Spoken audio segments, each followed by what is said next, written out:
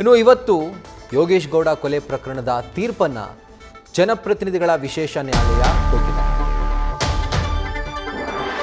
17 ಜನ ಆರೋಪಿಗಳು ಅಪರಾಧಿಗಳು ಅಂತ ಹೇಳಿ ಈ ತೀರ್ಪನ್ನು ಕೊಟ್ಟಿರುವಂಥದ್ದು.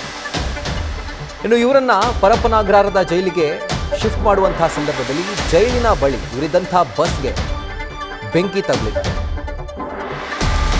ಏಕಾಏಕಿ ಕಾಣಿಸ್ಕೊಂಡಂತಹ ಬೆಂಕಿಯಿಂದ ಒಂದು ಕ್ಷಣಕ್ಕೆ ಎಲ್ಲರೂ ಕೂಡ ಶಾಕ್ಗೆ ಒಳಗಾಗಿದ್ರು. 17 ಮಂದಿ ಇದ್ದಂಥ BMTC ಬಸ್, ಅಂದರೆ ಪೊಲೀಸರು ಇವರನ್ನ ಕರ್ಕೊಂಡು ಹೋಗ್ತಾ ಇದ್ದಂಥ BMTC ಬಸ್, ಇದಕ್ಕೆ ಬೆಂಕಿ ತಗುಲಿದೆ. ಸೊ ಈಗ ಸದ್ಯಕ್ಕೆ ಎಲ್ಲರೂ ಕೂಡ ಸೇಫ್ ಆಗಿದ್ದಾರೆ ಅನ್ನುವಂಥ ಮಾಹಿತಿ ಲಭ್ಯವಾಗ್ತಾ ಇದೆ.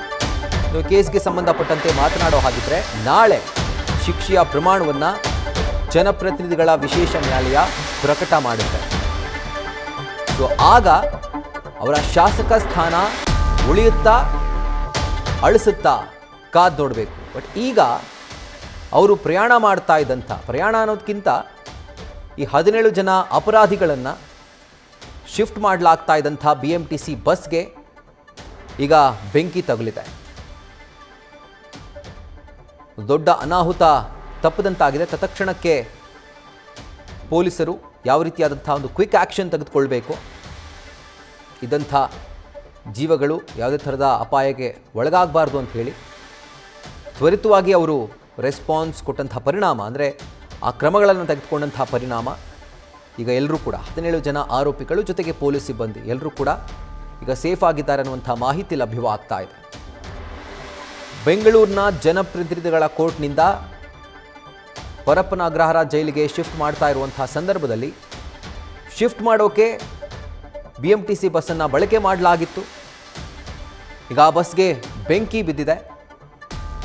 ಬೆಂಕಿಯ ಒಂದು ತೀವ್ರತೆ ಭಾರೀ ಪ್ರಮಾಣದಲ್ಲಿ ಇಲ್ಲದೇ ಇದ್ರೂ ಕೂಡ ತತ್ಕ್ಷಣಕ್ಕೆ ಎಲ್ರಿಗೂ ಒಂದು ರೀತಿಯಾಗಿ ಗಾಬರಿ ಆಗಿತ್ತು, ಶಾಕ್ಗೆ ಒಳಗಾಗಿದ್ರು. ಈಗ ಸದ್ಯಕ್ಕೆ ಅವರೆಲ್ಲರೂ ಕೂಡ 17 ಜನ ಅಪರಾಧಿಗಳು ಕೂಡ ಸೇಫ್ ಆಗಿದ್ದಾರೆ ಅನ್ನುವಂಥ ಮಾಹಿತಿ ಲಭ್ಯವಾಗ್ತಾ ಇದೆ. ಪರಪ್ಪನಾಗ್ರಹಾರ ಜೈಲಿಗೆ, ಅಂದರೆ ಜನಪ್ರತಿನಿಧಿಗಳ ಕೋರ್ಟ್ನಿಂದ ಜೈಲಿಗೆ ಶಿಫ್ಟ್ ಮಾಡುವಂಥ ಸಂದರ್ಭದಲ್ಲಿ ಉಂಟಾಗಿರುವಂಥ ಒಂದು ಅವಘಡ ಇದು. ಇದರ ಕುರಿತಾಗಿ ಡೀಟೇಲ್ಸನ್ನು ಕೊಡ್ತಾರೆ ನಮ್ಮ ಪ್ರತಿನಿಧಿ ಸಂದೇಶ್. ಎಕ್ಸಾಕ್ಟಾಗಿ ಏನಾಯಿತು ಅಂತ?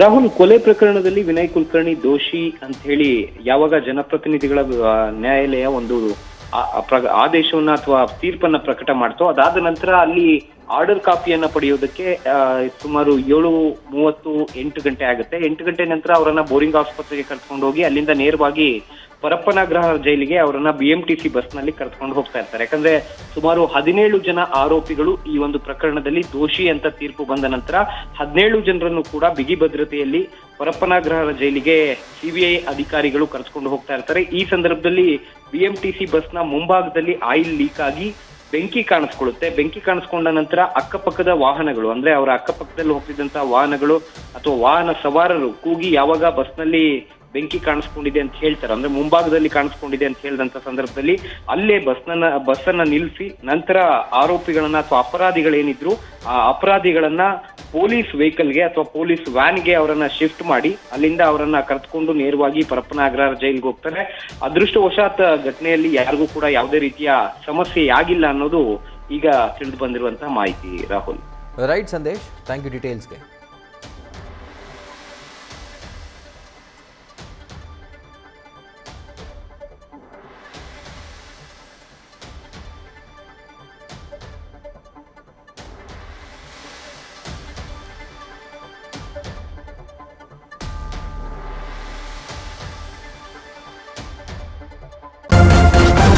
ನ್ಯೂಸ್ ಫಸ್ಟ್, ನಿರ್ಭೀತಿಯಿಂದ ನಿಮ್ಮ ಪರವಾಗಿ.